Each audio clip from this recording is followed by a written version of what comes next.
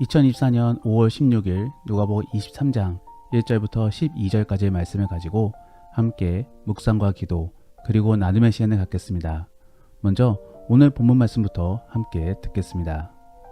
무리가 다 일어나 예수를 빌라도에게 끌고 가서 고발하여 이르되, 우리가 이 사람을 보매 우리 백성을 미혹하고 가이사에게 세금 바치는 것을 금하며 자칭 왕 그리스도라 하더이다. 빌라도가 예수께 물어 이르되, 네가 유대인의 왕이냐? 내 말이 옳도다. 빌라도가 대제사장들과 무리에게 이르되, 내가 보니 이 사람에게 죄가 없도다. 무리가 더욱 강하게 말하되, 그가 온 유대에서 가르치고 갈릴리에서부터 시작하여 여기까지 와서 백성을 소동하게 하나이다. 빌라도가 듣고 그가 갈릴리 사람이냐 물어 헤롯의 관할에 속한 줄을 알고 헤롯에게 보내니 그때의 헤롯이 예루살렘에 있더라. 헤롯이 예수를 보고 매우 기뻐하니 이는 그의 소문을 들었으므로 보고자 한 지 오래였고 또한 무엇이나 이적 행하심을 볼까 바랐던 연고로라. 여러 말로 물으나 아무 말도 대답하지 아니하시니 대제사장들과 서기관들이 서서 힘써 고발하더라.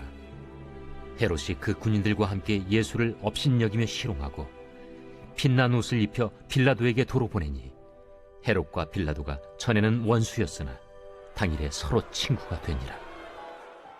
지난 본문에 이어 예수님은 밤새도록 끌려다니시며 이곳저곳을 다니시며 신문을 받으셨습니다. 그래서 그러한 신문의 과정을 돌이켜보면은 예수님은 우선적으로 체포되자마자 곧바로 대제사장 안나스에게 끌려가셨습니다. 그런데 안나스의 경우는 실질적인 직함이 없어 과거에 대제사장이었던 이유만으로 영향력을 행사했던 사람이었습니다. 그러므로 그는 사적 남용을 통하여 잠시 예수님을 만나 그를 신문하였던 것입니다.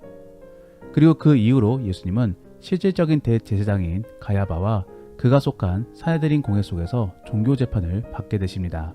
그러한 장면이 어제 본문의 내용인 것이고 여기서 공회원들은 예수님을 죽이기로 결정하였습니다. 그래서 사형권을 가진 로마 총독에게로 가게 된 것입니다. 그리고 그 로마 총독이 바로 빌라도인 것입니다. 빌라도는 예수님이 죄가 없음을 알았습니다. 그저 자기들끼리의 이익 충돌로 인해 이런 상황이 벌어진 것으로 판단합니다. 그래서 그는 예수님을 헤롯에게로 보내게 되는 것입니다. 여기서 언급되어지는 헤롯은 과거 세례 요한을 죽였던 사람입니다. 그는 때마침 예수님에 대해 궁금하던 참에 예수님을 만나 그에게 여러 가지를 묻게 됩니다. 하지만 예수님이 아무 대답도 하지 않으시자 헤롯은 조롱만 하며 다시 빌라도에게로 보내버리게 되는 것입니다. 그리고 예수님은 다시 빌라도 법정으로 오게 되셨고 그곳에서 드디어 십자가형을 언도받게 되는 것입니다. 이러한 일련의 과정들이 모두 지난 밤 사이에 다 일어난 일인 것입니다. 즉 예수님은 지난 밤 사이에 5군데나 끌려다니시면서 신문과 함께 조롱을 받으신 것입니다. 이러한 예수님의 고난은 결국 우리의 죄 때문입니다. 우리가 우리의 죄로 인하여 하나님을 인식하지 못함으로 눈에 보이는 탐욕과 본능에만 충실했기 때문인 것이지요. 그리고 그러한 죄된 모습은 오늘 본문에서도 여실히 드러나고 있습니다. 그래서 눈에 보이는 하나님에도 불구하고 그를 알아보지 못하고 이렇게 대적하고 있는 것입니다. 그러므로 저는 이렇게 예수님을 대적하는 사람들을 바라보며 무엇이 이렇게 예수님을 똑바로 바라보지 못하게 만들었을까를 한번 생각해 보기를 원합니다. 그래서 우리 안에도 이렇게 하나님을 온전히 바라보지 못하게 만드는 그런 요소들은 없는지를 한번 생각해 볼 수 있기를 원합니다. 첫 번째로 예수님을 온전히 바라보지 못하게 만드는 요소는 바로 미움입니다. 오늘 본문 속의 무리들은 대제사장을 포함한 서기관들 그리고 그를 따르는 무리들이었습니다. 이들은 모두 예수님에 대한 분노가 있었습니다. 바로 자기들의 종교적 이권을 빼앗아 가는 듯한 그런 불편함과 또 그로 인한 미움 때문이었습니다. 그러므로 이들은 지독하리만큼 예수님을 쫓아다니며 그를 비난하였고 또 고발하였습니다. 그렇기 때문에 이들은 오늘 본문에서도 빌라도나 헤롯에게로 이송당했을 때에도 계속적으로 따라다니며 예수님을 비난하였던 것입니다. 결국 이들은 예수님을 죽이고자 했던 그런 마음 때문에 밤새도록 예수님을 따라다녔던 것이며 또 결국에 예수님을 죽일 수 있었던 것입니다. 어쩌면 이들은 그 누구보다도 말씀을 많이 알고 있었던 그런 사람들이었습니다. 또한 구약의 여러 예언들을 통하여서 혹시라도 예수님이 그토록 자신들이 기다렸던 그 메시아일 수도 있다라는 생각을 가져볼 수 있는 그런 사람들이었습니다. 하지만 그들은 그러한 생각을 전혀 갖고 있지 않았고 또 그저 자신들의 적으로만 보았던 그런 사람들이었습니다. 이처럼 미움이라는 감정에 빠지게 되면은 앞에 있던 구원도 보지 못하게 만들고 또 놓치게 만들 수도 있는 것입니다. 그러므로 하나님께서는 우리에게 사랑하라 라고 명하셨던 것이지요.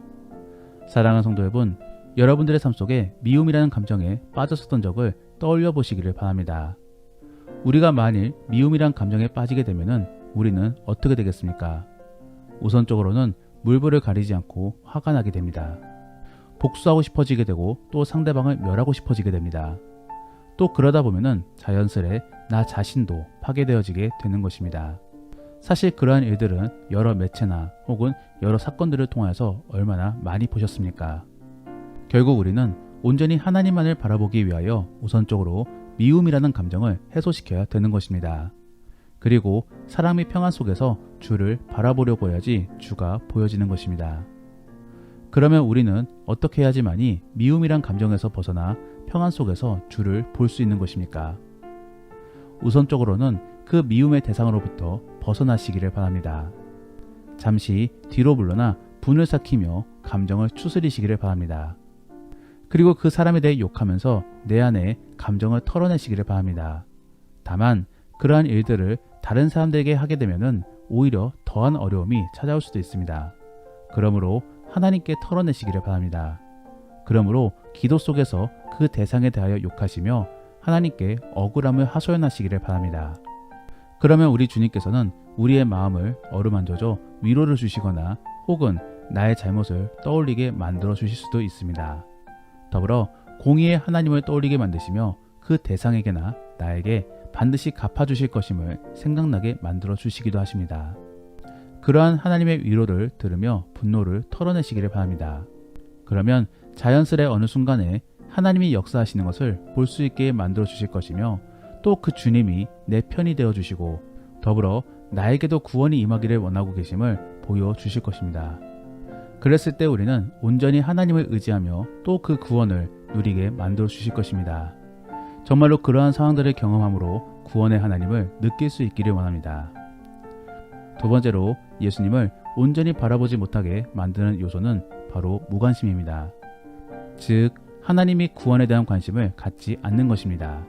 그저 내 살 길에만 관심이 있고 또 다른 것에는 생각할 틈이 전혀 없는 것입니다. 성경에서는 그러한 모습을 일컬어 어리석음으로 표현하고 있습니다. 즉 멀리 바라보지 못하고 눈앞에 닥친 현실만 보는 것입니다. 빌라도가 바로 이러한 경우인 것입니다. 빌라도는 예수님의 상황에 대하여 별로 관심이 없었습니다. 그저 자기의 안위와 평안에만 관심이 많았었습니다. 그러므로 지금도 벌어진 상황이 매우 귀찮았던 것이며 또 혹시라도 이러한 사건들이 자신에게 불똥을 튈까봐 노심초사했던 것입니다. 그래서 그는 예수님을 헤롯에게로 보내어버리게 되는 것입니다. 마침 예수님이 갈릴리 사람이라고 하니까 갈릴리 지역을 총괄했던 헤롯에게로 그를 보내버리게 된 것입니다. 그러면서 이러한 귀찮은 일들은 너희들끼리 알아서 잘 처리해라 라는 그런 메시지를 줬던 것이지요. 하지만 결국에 사형권은 빌라도에게만 있었습니다. 그러므로 결국에는 다시 자신에게로 돌아오게 될 것입니다. 그렇기 때문에 사실 그러한 미래도 예상치 못하고 이렇게 행동하고 있었던 것은 대단히 미련했던 행동이었던 것이지요. 그리고 그러한 무능으로 결국에 그는 로마 본국으로 소환되어지게 되는 것입니다. 이처럼 미련 및 게으름은 모두 한 대목으로 묶어봐야 될 것인데 결국 생각하지 않음은 이러한 처참한 결말을 맞이할 수도 있게 되는 것입니다. 우리도 마찬가지로 먼 미래까지도 생각해보게 되면은 구원과 천국을 생각해보지 않을 수가 없습니다. 그리고 그러한 생각 속에 결국에 갖게 되는 태도는 구원을 갈망하게 되는 것입니다. 사랑하는 성도 여러분, 이제는 이 구원에 대하여 생각을 뒤로 미루지 마시기를 바랍니다. 지금부터 생각해보시며 해결해보려고 노력하시기를 바랍니다. 결국 구원을 얻는 방법은 구원의 주인이신 예수님을 믿는 것이며 그리고 그 예수님을 통하여 우리가 지금부터 역전의 구원과 평안의 안식을 누릴 수 있는 것입니다. 이러한 부분들을 잘 생각해 보시며 이제는 깊이 고민해 보시고 온전히 예수님의 믿음으로 구원을 얻고 누리시기를 바랍니다. 마지막으로 예수님을 온전히 바라보지 못하게 만드는 요소는 바로 무관심 속에서 발전되어지는 자기 위주의 생각들인 것입니다. 오늘 본문 속에서의 헤롯은 오로지 오락거리에만 관심이 있었습니다. 예수님이 구원에 대한 고민은 1도 없었던 것이지요. 그러므로 오늘 본문에서는 예수님이 자신에게로 이송되는 것에 대하여 뛸 듯이 기뻐하였었다라고 전하고 있습니다. 그리고 그러한 이유로는 그가 소문난 유명한 사람이었기 때문인 것이며 또 그에게서 어떠한 마법들이 일어날 수 있을까를 궁금하였기 때문입니다. 결국 헤롯은 예수님을 광대나 오락거리로만 보고 있었던 것입니다. 실제로 그는 에돔 사람이기 때문에 유대인들의 절기에는 별로 관심이 없었습니다. 그저 다스리는 왕이기 때문에 군대를 이끌고 예루살렘에 잠시 상주하고 있었던 것이며 또 그렇기 때문에 그의 입장에서는 대단히 따분한 상황이었던 것입니다. 그런데 그런 그에게 있어 지금 대단히 흥미로운 일들이 생겨나고 있으니 얼마나 기쁜 일이겠습니까? 그러므로 그는 예수님께 다양하게 질문했던 것입니다. 하지만 그에 대한 예수님의 반응은 무대답이었던 것이지요. 우리는 이러한 헤롯을 바라보면서 오늘날의 우리가 교회 안에서 어떠한 입장 및 자세를 취하고 있는지를 잘 생각해 보아야 되는 것입니다. 오늘날의 많은 목회자들이나 기독교인들은 교회 안에서 흥미로운 일들이 자주 일어나기를 원합니다. 그래서 이벤트를 벌이기를 원하고 또 부흥회나 말씀 집회와 같은 경우는 말씀보다도 유명한 인사를 섭외하기를 원합니다. 결국 흥미 위주인 것이지요. 물론 그러한 유명인사 초청과 이벤트가 모두 나쁜 것은 아닙니다. 오히려 그러한 부분들이 시작점이 되어서 신앙의 시작이 될 수도 있는 것입니다. 다만 계속적으로 그런 흥미거리만 추구하다 보면은 교회는 더 센 것을 추구하게 될 뿐인 것이며 또 그러하다 보면은 어느 순간에 교회는 이벤트 업체가 되는 것입니다. 그러면 당연히 구원도 없는 것이지요. 교회 안에는 분명 교제도 있어야 되고 또 이벤트도 있어야 됩니다. 다만 말씀이 기반이 되지 않는 그런 이벤트 및 교제들은 모두 무용지물인 것입니다. 그저 교회가 교회다워지지 못하고 또 그냥 일반 사회단체가 되어지는 것 뿐인 것입니다. 그러면 사회 속에 선한 영향력을 미치지 못하게 될 것입니다. 더불어 우리도 그리스도인으로 살아가는 것이 아니라 그저 종교인으로 살아가게 될 것입니다. 그렇게 되면 결국에 그토록 염원하던 구원도 얻지 못하고 누리지 못하게 될 것입니다. 지금의 우리 상태는 어떠한 상태인지를 잘 되돌아볼 수 있기를 원합니다. 그래서 단순히 어떠한 흥미 요소나 혹은 어떠한 재미거리를 위해 교회를 참여하고 있지는 않는지를 잘 살펴볼 수 있기를 원합니다. 그래서 시작은 물론 그러한 요소로 말미암아 흥미를 갖고 또 관심을 가질 수도 있겠지만서도 결국에 계속적으로 그러한 것만을 추구해서는 안 되는 것입니다. 우리는 말씀과 기도 그리고 깊은 교제 속에서 경건 생활을 이루어내야 될 것입니다. 그리고 그러함으로 결국에 건강한 교회 및 건강한 성도들이 세워질 수 있는 것입니다. 말씀을 정리합니다. 오늘은 예수님이 앞에 있음에도 불구하고 알아보지 못하고 오히려 대적하는 사람들을 바라보며 어떠한 부분들이 그들로 하여금 예수님을 알아보지 못하게 만들었을까를 함께 살펴보았습니다. 첫 번째는 미움입니다. 결국 미움은 아무것도 보이지 않게 만듭니다. 시각을 대단히 좁게 만드는 것이지요. 그러므로 우리는 하나님을 의지함으로 사랑과 화평의 마음을 가져야 될 것입니다. 두 번째는 무관심입니다. 아무 생각도 없으면 결국 주님까지도 바라보지 못하게 됩니다. 그러므로 깊은 고민과 생각 속에서 결국에 주까지 바라봄으로 주님께 매달릴 수 있는 그런 복된 자가 될 수 있기를 원합니다. 마지막으로는 자기 위주의 생각입니다. 특별히 우리는 흥미로운 요소나 재미난 요소들만을 찾아 나서고 있지는 않는지를 잘 생각해 보기를 원합니다.